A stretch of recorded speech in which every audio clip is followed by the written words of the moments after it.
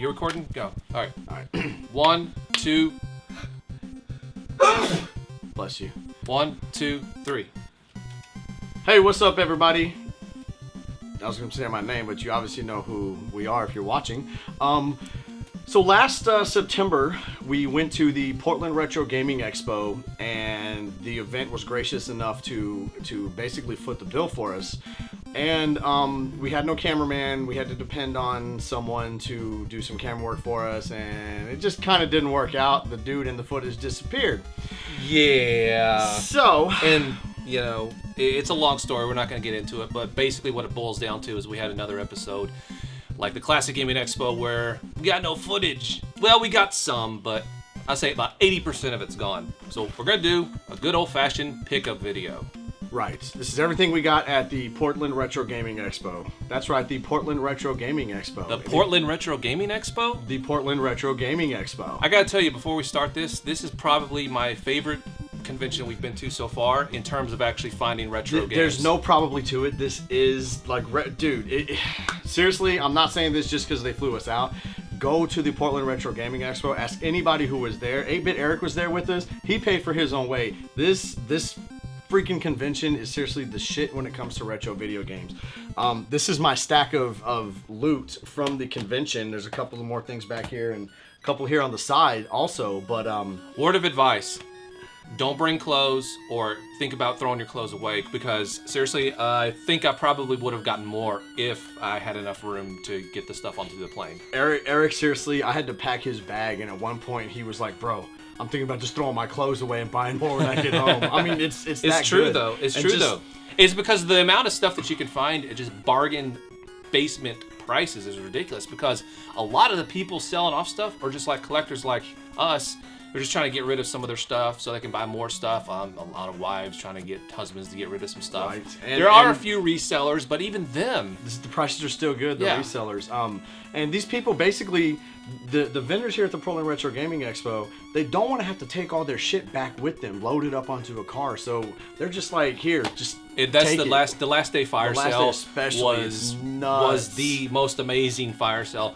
There would be, like every so often, every 30 minutes or so, there would be an announcement. Booth blah, blah, blah is getting ready to just liquidate everything. So there would be like a mad rush. The entire freaking place would just go to that one booth like vultures. One booth had a little box of bags and had one of those big like wire Walmart thing, crates you see in Walmart with all the DVDs shoved into them, but it was like Nintendo games and Super Nintendo and 64 stuff. And they were like, $5, take this bag, fill it up. Whatever you can put in there.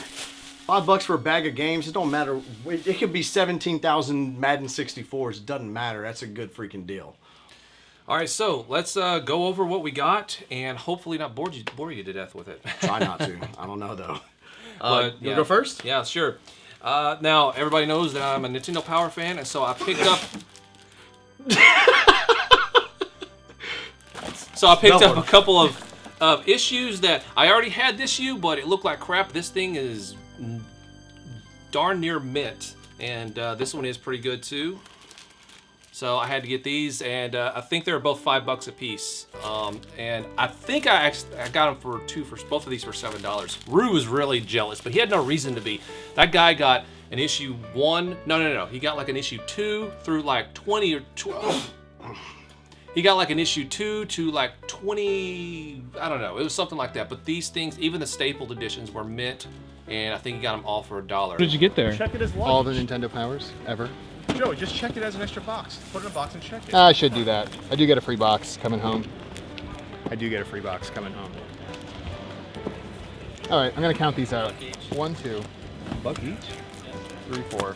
He caught me slipping on that. So go ahead. 7. Oh, you want me to go next? Okay. We'll take turns. We'll take turns. I'll start with stuff that you got. Whenever you're done. Mr. Sneeze McGee. Bless you, Sleep Boar. Whoever wrote that comment calling him Sleep Boar because he sleeps so much, that was money. Okay, so I'll go next. You were talking about upgrading, I guess, upgrading your magazine. So I will start with Conquest of the Crystal Palace. This actually came from... Bless you. Conquest of the Crystal Palace. This actually came from Pat. I know I found a Wheel of Fortune Vanna White edition, and Pat had been looking for one for a label upgrade because I guess his label on the Vanna White is kind of crappy. So I was like, hey Pat, hey, here you go, dude. You can have it on me, whatever. Well, a few minutes later, he's like, hey, I got these 2 games. Which one do you want? And this is the one I chose because I needed it, and well, now I don't. So thank you, Pat, for that one. That was a trade with Pat. I got me Batman Returns. I think I got it for only $5. I love the Super Nintendo one. It's a beat 'em up. This is more of an action platformer, and I love collecting Genesis games the games are actually different from the Super NES versions. I don't like to collect the same exact games. Is that a guilty pleasure of yours? Batman? Well, No. What in the world, dude? Dude, take some Are you allergy okay? medicine. Dude, I'm going crazy over here. I don't know what it is. So, yeah, like Aladdin is different on Super Nintendo and Genesis, so I like to collect Genesis games that I can't play on the Super Nintendo. no, that's what I meant. Like guilty pleasure as far as same title, different game. Oh, yeah. Okay. To me, I mean, like, a game that is essentially the same game, and I'd rather have the Super Nintendo version because I'm a Super Nintendo guy.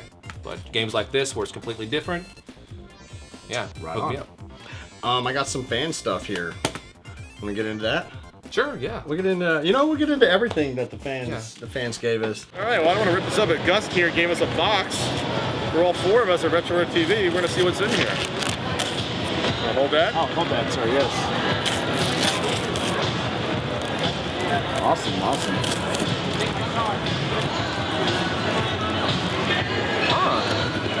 Okay, what we got in here? Paper mache? That's cool. Did you make that? You made that? Oh man, that is the coolest thing. That is awesome. And a slime. I want the slime. I got dibs on the slime. This is cool. Couple of Atari 2600 titles here. We got Sword Quest, Earthworld. There are 3 of these, correct? Earth, Water. There's 4. Earth, Water, Fire. Water. I think Water World is the one. That's Water's really, the rare, but I needed that, so thank you, sir. I'm really sorry. I don't remember. Was it Clark? Clark. It may have been. Clark Beebe? Man, we were recording this like 4 months after I the really fact, hope. so- I'm gonna say it was Clark Beebe or Beebe who gave us this stuff.